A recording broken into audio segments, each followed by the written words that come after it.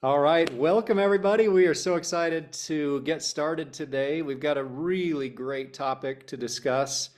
The idea of using AI to help us in so many things in our business and in our lives has become pretty commonplace. And today we're going to be talking about some of the dangers of relying on it, maybe a little too much in the legal space. Specifically, we're talking about generating waivers, updating your, legal language inside your documents using AI. Um, we're very excited with us today to have Max Goodman with us. Many of you who are our clients know Max. He's worked with us for a long time. We've done previous webinars together before. He's worked with many of our clients, helping them with their waiver documents. Max is a partner at the law firm Amundsen Davis. They're headquartered in Chicago. He is actually the chair of Amundsen Davis's Fitness and Wellness Services Group. And he's also a member of the firm's commercial litigation and hospitality practice groups. Max represents businesses in the health, wellness, and fitness industries, where he partners with business owners to deliver informed advice and counsel concerning basic and legal needs. One thing I'll say about Max that I really like that he is here with his expertise today, is that Max is not just an attorney who works, drafting documents all the time. He is in the courtroom, and that I think makes a big difference. He is on the side of drafting these, waivers and other legal documents, and he's also there defending them, and that speaks volumes, I think, to who he is and the experience he has. So we're very excited to have Max here with us. And with that, I will turn it over to him and let him walk us through this. Thank you, Brandon. Welcome, everyone. As Brandon stated, my name is Max Goodman. I'm a partner with the law firm of Amundsen Davis. I'm based in Chicago, but we do represent and help clients really all across the country. So talking today about liability waivers, what they are, why they're essential, and why, unfortunately, even with all the developments, you can't just have tools like ChatGPT or your AI generator of choice draft these documents for you. Specifically, you do actually need an attorney for this. I'll explain kind of how best to use an attorney, why it's still a very low cost item, and why this is really so essential, and why you get so much value for this. So real quick, we'll just talk about the basics of waivers. So at their very basic, waivers are contracts. People don't think about them like this, but it is no different than any other contract that you'd entered into, and that is how the court actually recognizes this document. It is actually a contract between your business and your customer. So it's relatively a simple agreement. Basically what you do is you have the customer sign to agree not to sue you for negligence if your alleged negligence causes injury from a risk that is specifically outlined in that agreement. Okay, so the key to these agreements is enforceability and applicability. The main takeaway from this is courts hate waivers, because the reason why courts don't like waivers, and I said that they're a contract, is what waivers do is they take away an injured person's ability to sue your business. They make it so that when the lawsuit gets thrown out, a person was injured. Possibly your business was negligent, and yet they don't have their day in court. Courts don't like that. So they're not going to enforce this thing unless it is absolutely perfect. We have seen that in cases ourselves. We read about it in cases all across the country. That is the main takeaway.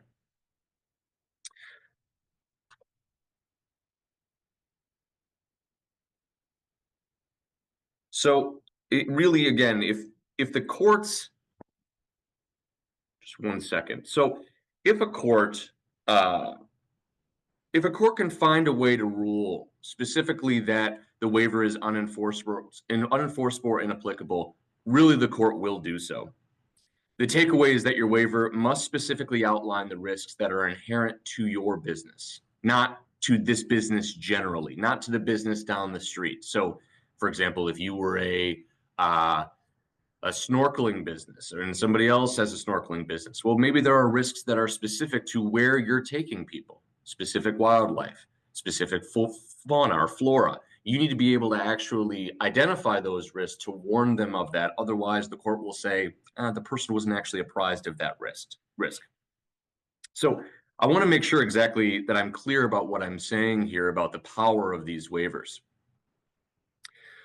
So if a waiver is properly worded, even if your negligence causes injury, so the negligence of your staff or a guide or someone like that, and even if the injury is severe, paralysis, limb amputation, death, even if you're videotaped being negligent, as extreme as that may sound, the court will end the case at the case's onset and throw it out if the waiver is properly worded. That is the power of these documents. So, lawsuit would have resulted in a $10 million verdict against your business, but no, your savior is the waiver. It doesn't rhyme exactly. Maybe savor the waiver or something like that, but you get it. Waivers, and not to mention, I do want to also cut to the chase here. Waivers do not take long for an attorney to prepare. They're about 1 to 2 hours. I can't imagine a waiver ever taking an attorney longer than that. So, take their normal hourly rate. You're talking about $400 to $600 for this cost to, again, make all of those lawsuits go away. So I want to talk about how these waivers actually work pre-suit. So pre-lawsuit, that's what I mean by this. And I'll give you an example of how waivers actually work in practice and how they can actually work for your business. So you need to understand how they work to understand. So it's important to understand how waivers work, to understand why you can't just have ChatGPT or another AI generator make the waiver for you. So pretend you're a tour operator, let's say, for a whitewater rafting company, something like that. The trip is going on a class 4 river. Participant, let's say that they're ejected from a raft. They were wearing a helmet, they were wearing a life jacket. Your guide reacted quickly. They rescue them, but the participant, let's say they suffered a compound leg fracture, concussion from striking rocks. You get them medical help, follow up by email, wishing them well. You hear nothing. 6 weeks later, you get an angry letter from an attorney. This is called a demand letter. And the letter aggressively accuses your company of negligence, demanding millions of dollars, and that you should have canceled due to high rains. You failed to warn them of the risks, including high water, rapids, the risk of ejection from the raft, after all. How does your business respond to something like that? And you might spiral a little bit. It might be the first time you've got such a letter, and the letter is going to be designed to be scary, to dissuade you from doing anything other than complying with their demands. Do you ignore it? Do you respond, maybe in anger as well, drafting and to defend your river guide, maybe presenting proof? No, it was the participant who was negligent. We were not negligent. No, you don't do any of that. Do you offer a settlement? Also, no. Your first call, of course, big surprise is, I'm going to say, is your first call is to an attorney. You need to be able to immediately tell them exactly what happened and the evidence to support your position as opposed to their demand letter. You also need to send the attorney the demand letter to understand what the other side is actually alleging. You also will need to report this to your insurance provider immediately and preserve evidence. And then hopefully you had preserved evidence immediately after the injury. You didn't wait until you actually got the demand letter to be like, oh, well, let's see, who was the river guide? Who was there at that time? No. If there's a significant injury, if there's any injury, your business should have a system in place to say, okay, we're going to identify who was the river guide. We're going to talk to them. We're going to document this, maybe just in an email. Maybe it's a more formal form, actually, depending on where your business is. And again, you can talk to an attorney about that to see what's right for your business. You do need a system in place, however. So if there's an injury, certain items are automatically preserved. A record of what happened, statements, who the witnesses are, their contact information, and then most importantly, did that participant actually sign your waiver? So, and your attorney will want to know really all of these things, including they want to see your waiver. And that's really how waivers work pre-suit. Now let's pretend that your waiver specifically warned the participant of rapids and the risk of ejection and rocks and force of the water and rains, etc. Everything there. And the participant actually signed it themselves, not their spouse signed it for them when they booked the trip. They actually signed it themselves, hopefully. And also if you saved their waiver. Let's assume all of those things are true. Now you get that letter at the beginning, you get this demand letter from opposing counsel, your attorney is armed to the teeth. All your attorney has to do is say, your client signed this waiver. I don't know if they told you about that or not, but this waiver was drafted by a professional. It lists all of the risks. Your client was injured by one of the risks. You don't really have much of a case here. And definitely, you need to fix your tone in how you're speaking to us, because again, your case simply isn't that strong because your client agreed not to sue exactly for what you're trying to sue now for. So what we would actually do then, aside from telling the attorney to tone it down a little bit, is we would work with your insurance company, perhaps to put together maybe a low settlement offer if something like that is actually warranted, because that would remove the risk of litigation from negligible to zero, of course. We would then have a settlement agreement put in place with it paid for ideally by your insurance company, not by you, not by your business, and you don't have to go through a whole long litigation. And then that's kind of how it would proceed. If the other side did not want to agree to a settlement, or they thought that their case was actually stronger than it actually is, then they would file a complaint. We would then bring a motion to dismiss. It would only need to be about a page long, where we attach the waiver and say, Judge, they agreed not to sue exactly for this. They agreed to it in contract. The waiver gave us that ammunition to be able to make this argument. Dismiss this case right now. And the court may say, my hands are tied. I can't, I want to help this person who was injured, but they agreed not to sue. What can I do? Case dismissed, case thrown out. So that's how waivers really work, kind of pre-suit. And I already touched a little bit on how they actually work within the litigation. I don't want to get too in the legal weeds here, but as Brandon mentioned, I'm a litigator, and not only do I prepare the waivers, but I also defend them in court, and have seen multiple times the times that they've worked and the times that they haven't. The reason why they're so valuable is no document can stop somebody from actually filing a lawsuit. I want to be clear about this. You have the most perfect waiver in the world. Anybody can still sue your business if they're injured, but that's okay, because again, you immediately respond with a motion to dismiss that has the waiver attached to it, and as long as the waiver is enforceable and applicable to the situation, the case will be immediately dismissed.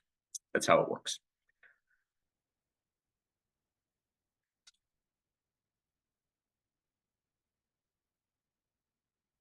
So what I first described kind of how waivers work, what they are, and I want to also get to why you can't just have something like ChatGPT draft a waiver. So I did have ChatGPT try to draft a waiver, and I gave it the prompt, draft a liability waiver for a tour operating company in Utah. Okay, and you can add anything you want to the prompt. There's no amount of adding to the prompts that's really are going to fix everything that we're talking about here. And let me just navigate for a moment to this, just one moment.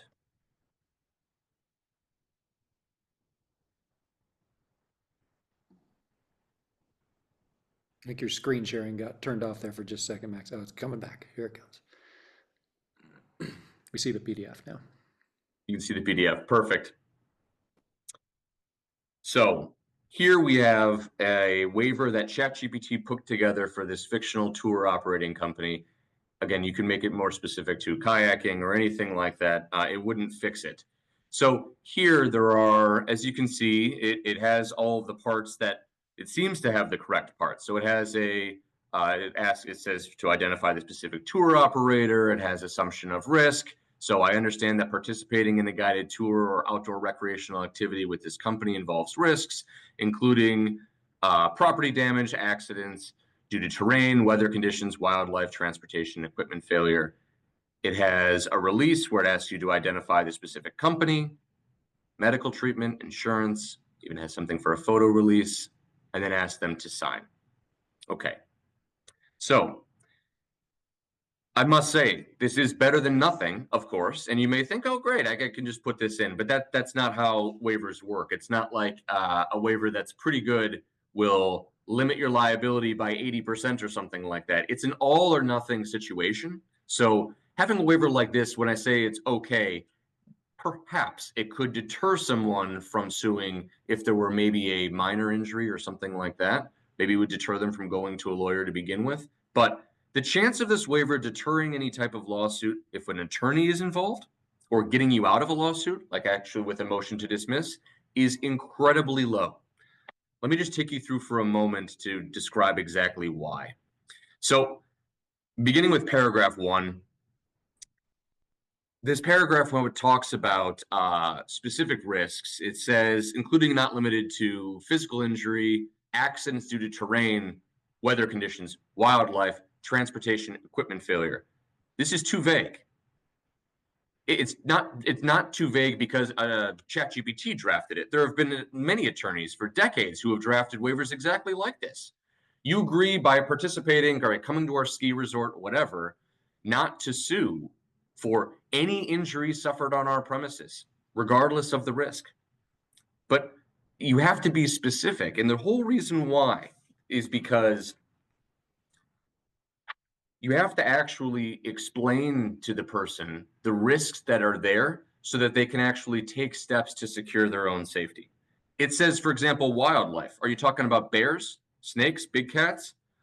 And then other risks that aren't named here: dehydration, overheating, drowning, falling rocks. So something going back to our rafting example, I understand this trip has specific risks of drowning from ejection, kayak, raft, getting lost, things like that. Those aren't here. Also, who actually does this apply for? What companies actually covered here? Does it apply for any recreational activity? Is this rock climbing? Is this kayaking? And you can put that specifically there, but are we talking about bouldering? Are we talking about rock climbing here or there? And does this involve meals? That's not identified here. What about, is this a special trip? Is this a day trip? Is there overnight? And other risks that kind of are associated with that. Does your company provide helmets? Are you okay with participants bringing their own helmets? What are the specific requirements that your business has? Paragraph 2, I'm not going to go through every single paragraph, but paragraph 2, how it asks them to identify the specific company. Who is this waiver designed to protect? It says insert company name, but is that really the only entity? What about your guide? What about if you're using a third party who's actually running the tour operation on the ground? Should their company be included as well? If you're an owner of the company, shouldn't you be included? Why is there not a blank there for that? So that's just absolutely not covered. You can absolutely be named individually here. And so your attorney would have to walk through who are the possible people if someone's injured that they could possibly sue. All of those people need to appear in the list of who's actually released. Now, here's a big one. The ChatGPT waiver does not have anywhere anything like what's called an indemnification clause. Okay, I'm just going through briefly, but it's quite short and brief, so it is what it is. Let me explain what an indemnification clause is without getting too in the weeds. And let me give you an example from one of the waivers that I prepared recently. I'll read it briefly and then I'll explain kind of why it's significant.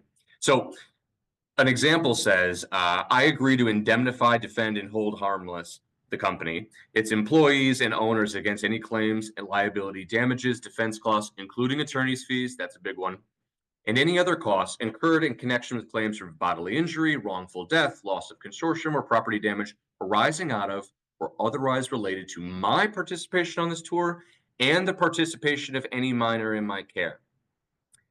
There's another clause that continues that, specifying it, but it's the last part that really need to pay attention to, and the participation of any minor in my care.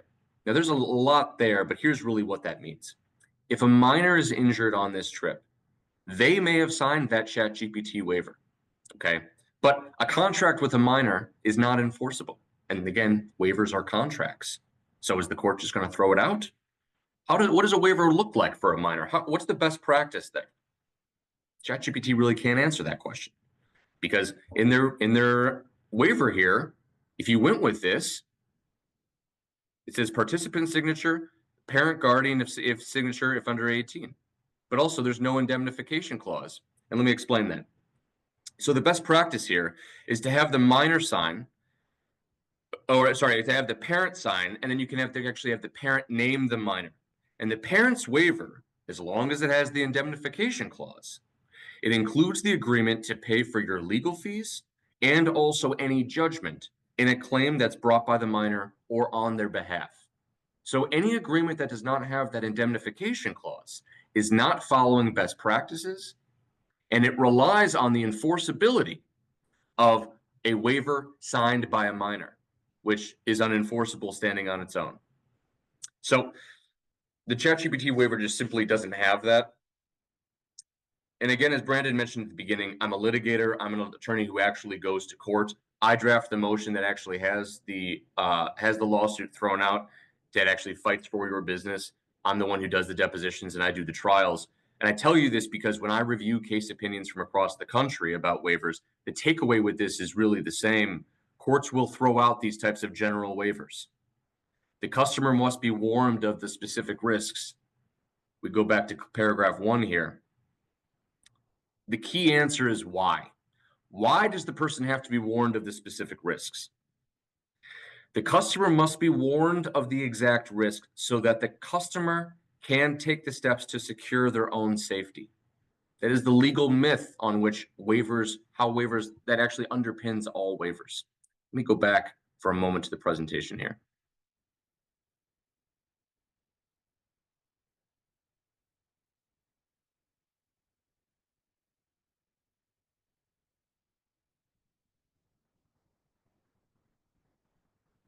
And Brandon, can you see the slide that says ChatGPT waiver okay? Yeah, I can. I mean, it's inside of all the PowerPoint stuff still, but that's fine. We Okay. can see this. So I do want to turn to best practices just for a moment of documenting injuries. So waivers only work again if how the person was injured was identified as a possible risk to the waiver. Customers have to actually be warned of the exact risks, and it's because the mechanism of the injury is so important.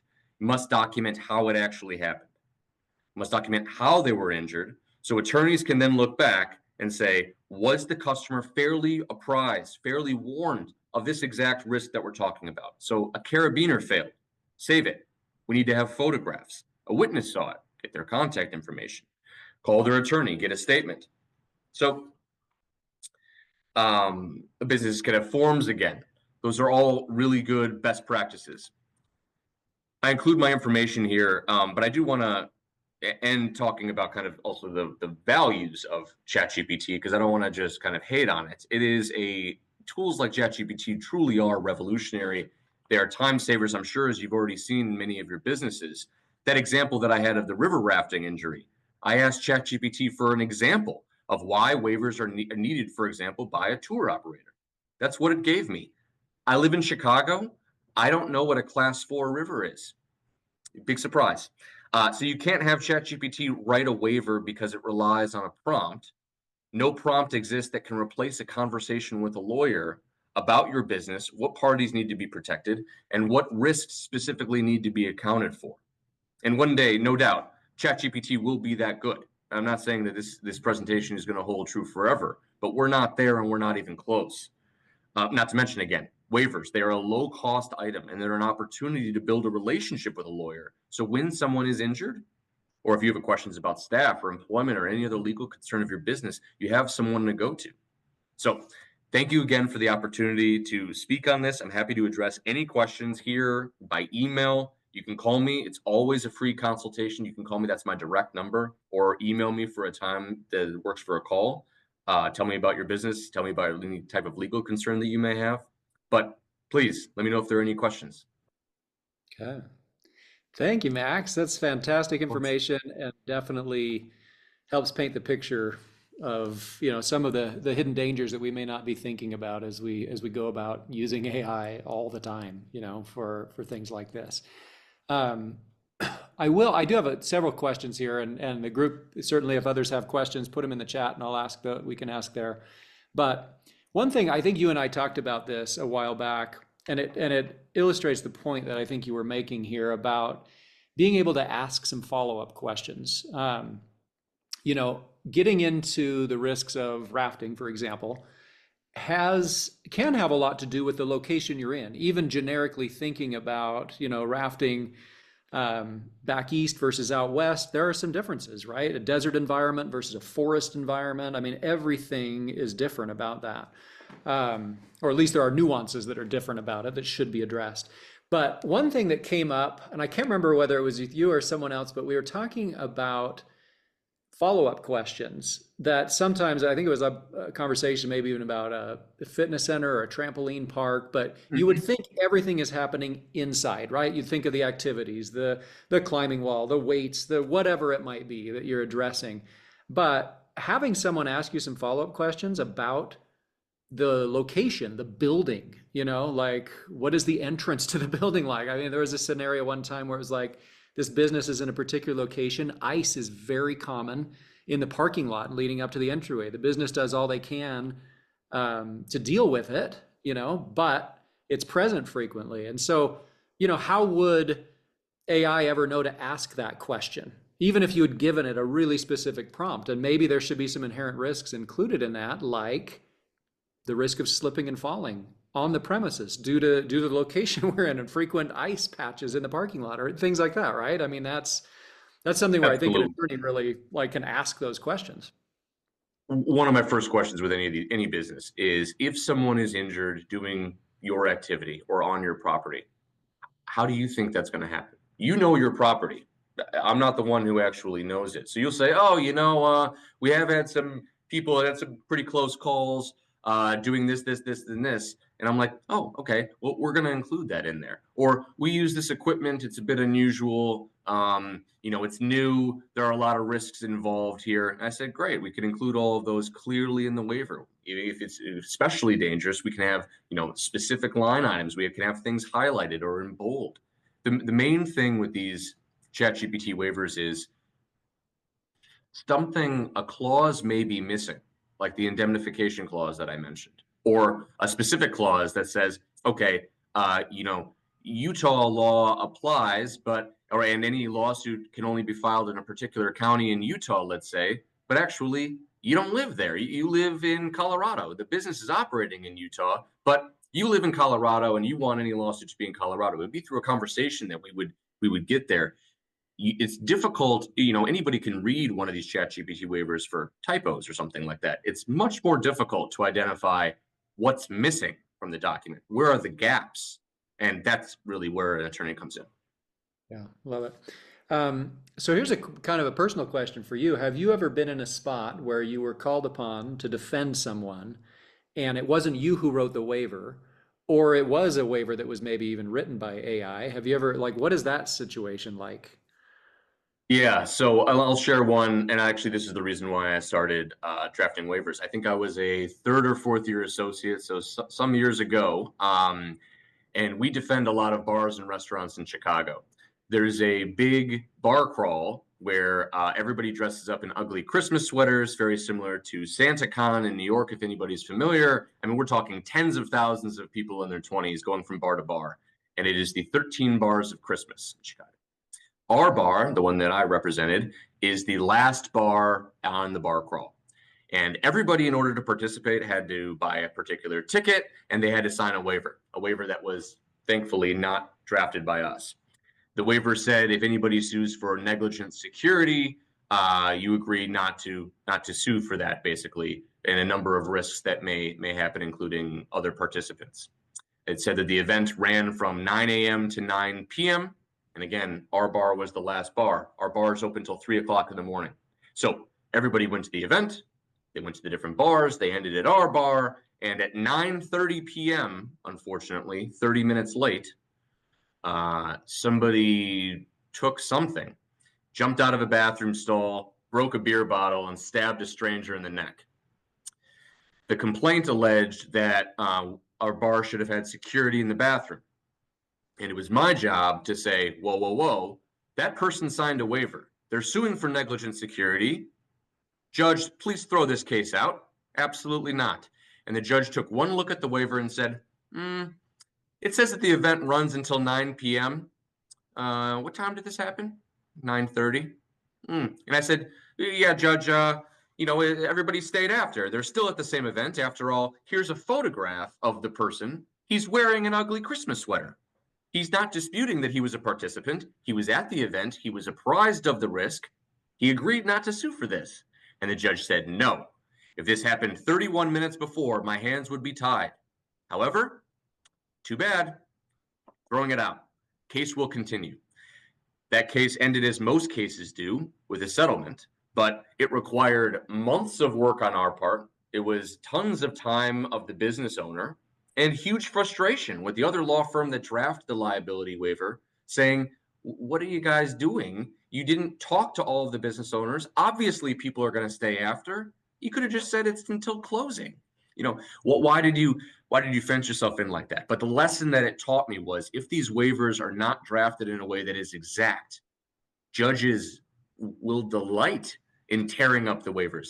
The judge was smiling when he ruled that way, because the judge wants to give people their day in court.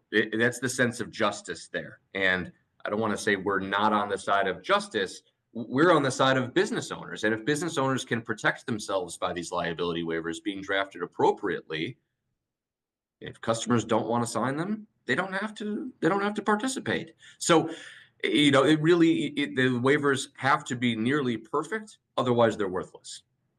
I like it. And it's, just another argument to have an attorney think through those things and not rely. I mean, you mentioned the cost, like, $400 to $600, even the consultation initially being free. I mean, it takes some time to figure this out, whether it's with Max or somebody. I think it's such a worthwhile thing that could save you tens of thousands or millions of dollars, literally, or the shutdown of your business, due to just trying to take the kind of easy, quick way out. Here's one from our audience, Max. This is a great one because we do get this question sometimes at WaiverSign. How do you see state laws impacting the applicability of waivers? For example, this person states in Oregon, the question of the applicability of waivers has come up, and you see this in some other states as well. How do you see that? If you're thinking about the fact that maybe you operate in Utah, like we've been talking about, but the participant is from another state, or vice versa. You operate in Oregon, and people come from all over to do your activity. Sure. So first, it's very important to state in the actual liability waiver what state's law applies.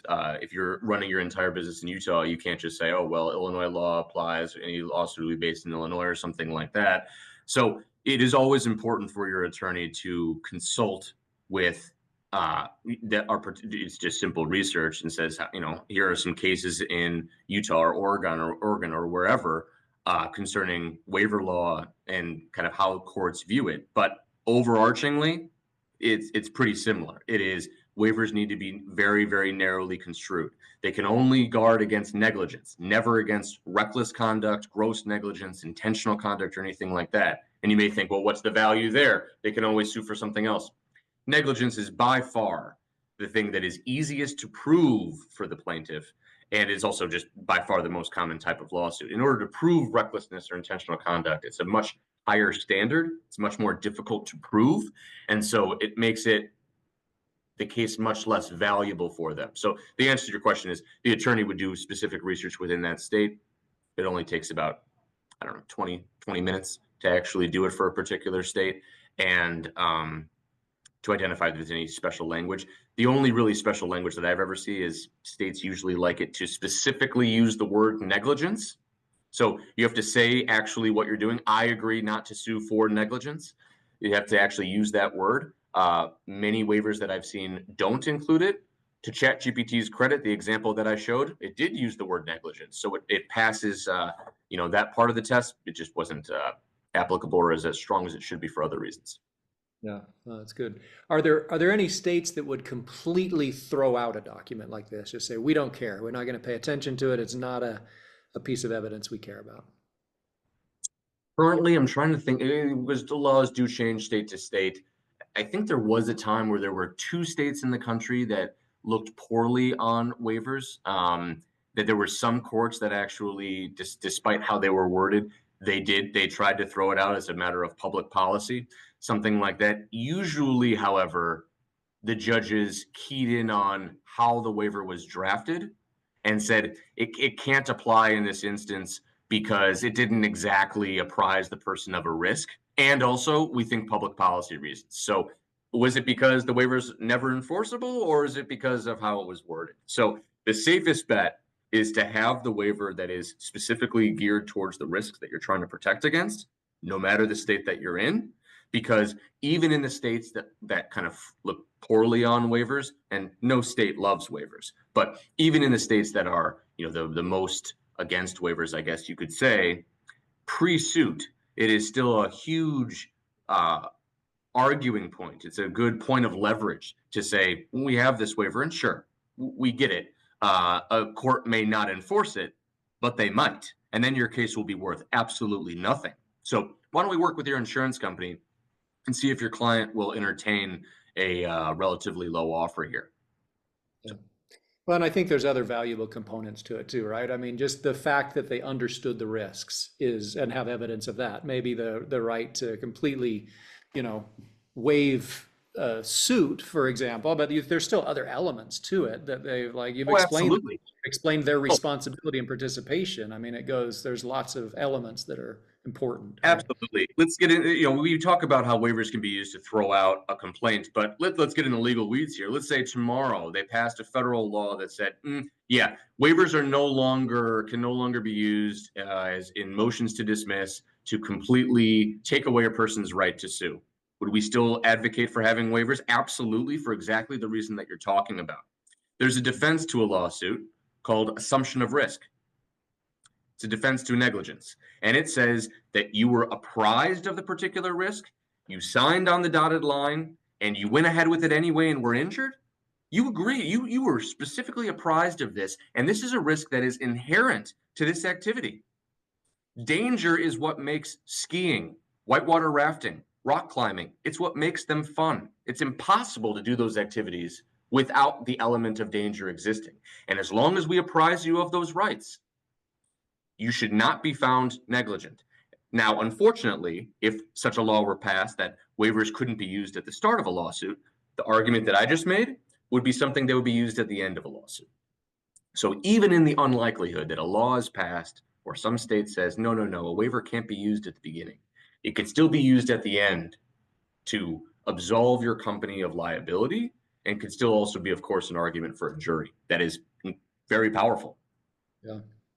I love the fact that you're in court with these things. I think it's important I would just say, even from my own personal experience, having a relationship with an attorney who drafted your document, who is also a litigator, like there's a lot of value in that, because you can call upon that same attorney to say, hey, we've got an incident. Well, it's their language, it's their understanding, it's the conversation you already had with them. That just seems so much, it gives me more peace of mind than if I were to say, hey, random attorney I've never worked with before, I have this document I drafted over here, either through another attorney or, through AI or something, and now I'm trying to pair those two together. That seems to be, would give me kind of concern, right? So I like that.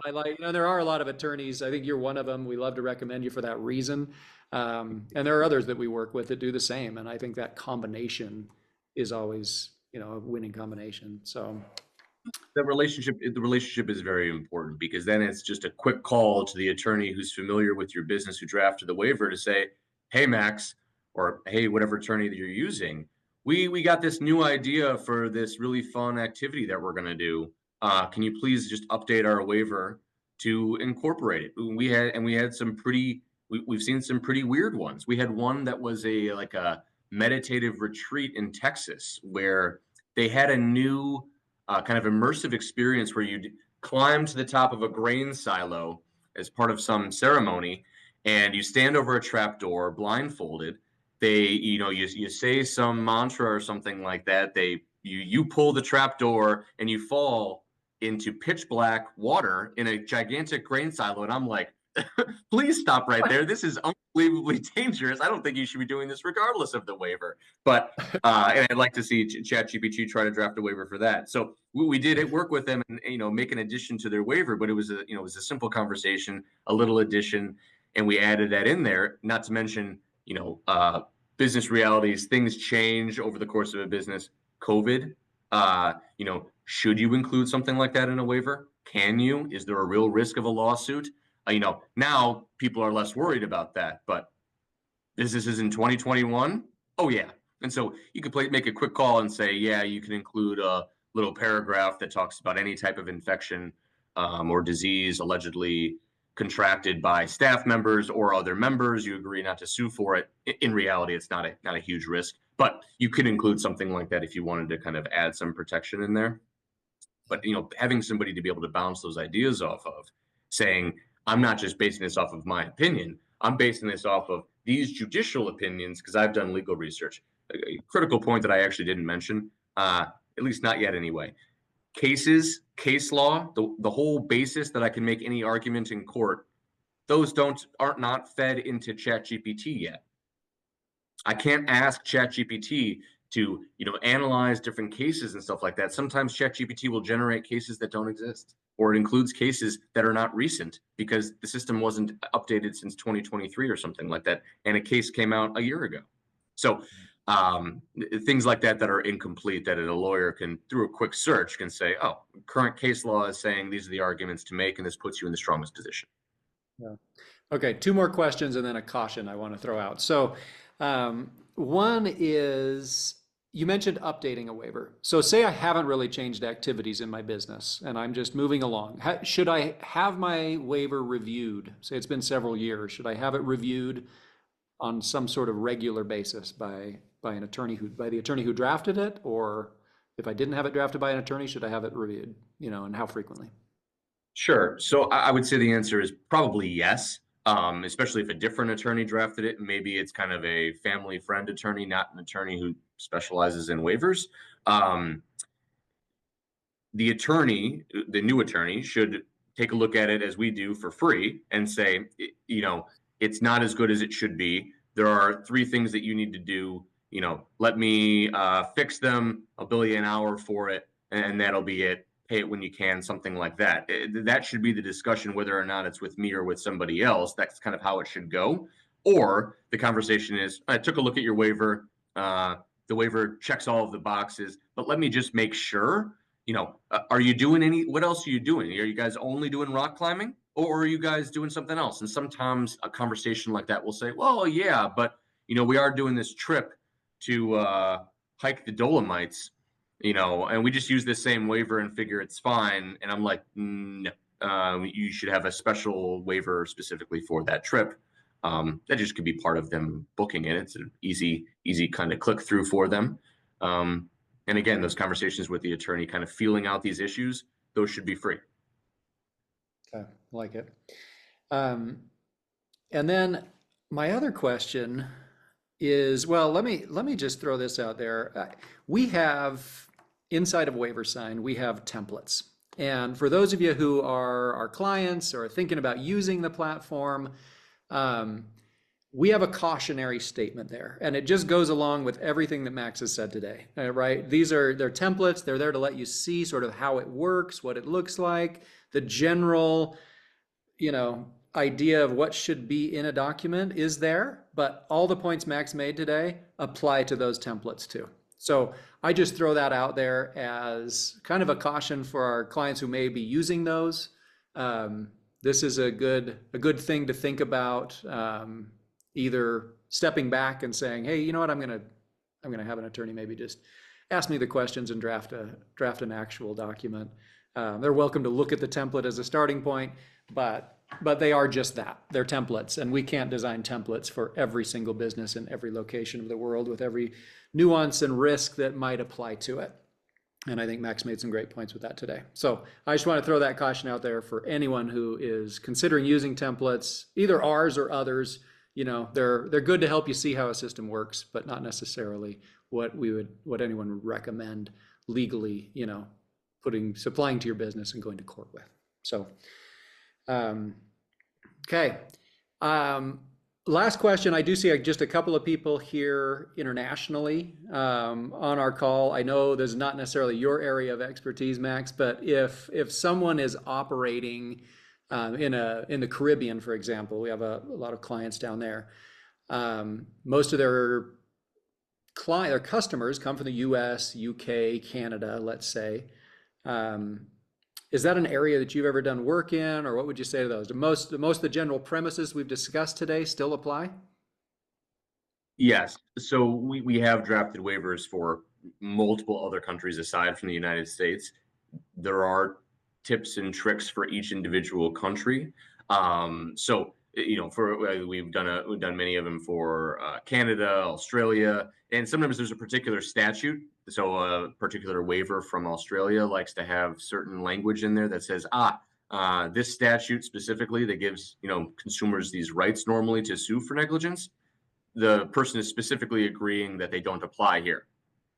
Waivers for Australian companies should have that clause that's in there, and so that actually is specific to that country. The Caribbean, we would look at specifically, we would do the research to say, okay, what are the statutes that are potentially applicable? We then would say, okay, is there a way that we can say that they specifically don't apply? And then we would add the disclaimer that we do not practice law in the Caribbean. Here is what we believe are the best ways to guard your business and to have the waivers operate as a shield, just as it would in the United States. You feel free to check it against with a Caribbean business attorney, someone like that, and we're happy to help. We're happy to help with that search and to provide that additional check. But normally, we just do research for that's specific to that country, and make the waiver kind of as strong as possible to serve as that pre-litigation, that pre-lawsuit shield, and then also if a lawsuit were actually filed. And then also the venue clause there would be really, really important, because is this a company that's based in Colorado that's running tours in the Caribbean, or is it a Caribbean-based company that doesn't care if they're actually sued there? Or do they prefer to be sued there? The agreement should actually say you get to pick where you get sued in your particular court. So you don't want a person, if the business is based in the Caribbean, for example, a person injured on the trip, and then they go back to their home in Florida or wherever, and they try to file a lawsuit there. If there's no venue clause, they could say, I was injured and I didn't realize the injury until I was in Florida. I'm going to see you here. If there is a venue provision in your waiver, which it can be, then you can say, nope, we're moving the case down to the Caribbean. Have fun having your Florida-based attorney litigate a case down in the Caribbean, or how about you either throw the case out or let's settle for $1,000 paid for by your insurance company. How about that? So, Like it. All right, here's my last question. So we talked a lot about dangers in using AI. Are there things from your perspective where AI can be a benefit in the legal space? Like, are some ways that we can safely use it, confidently use it, and let it be a really helpful tool for us? sure.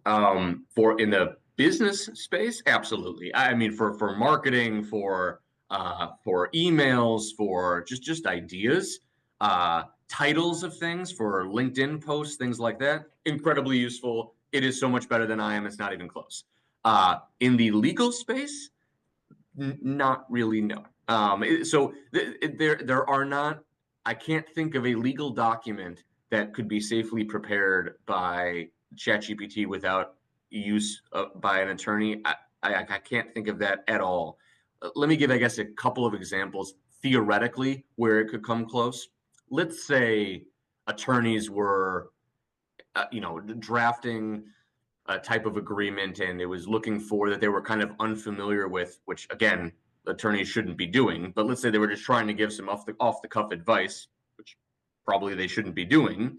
They may say, okay, a property lease should probably have these 9 things in there. This type of clause should read as follows, because I went to ChatGPT and it says that a clause like this should have these things.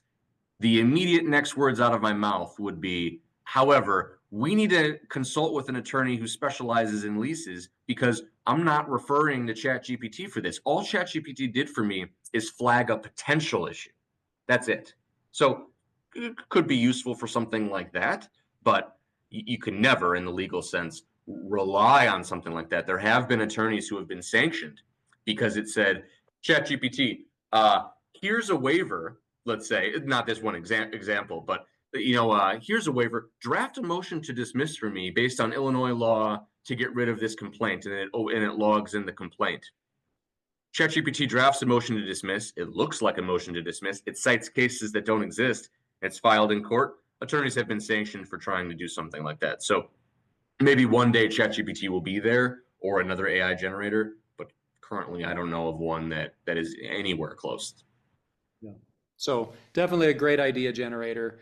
Definitely Oh, a yeah. good a good vetting tool to some extent, even maybe to help you find, what are the things I should look for when I'm looking for an attorney, right? I'm sure I'd get some really great results to consider when I have an initial consultation call, maybe some questions I should List of ask. questions? Yeah, exactly. A list of questions that I should ask an attorney, or the attorney was talking about these things. Like, is that normal? And then, of course, kind of in your everyday life too. I mean, it's incredibly useful. It's just it cannot be used to prepare actual legal documents to actually provide you with some type of protection in court.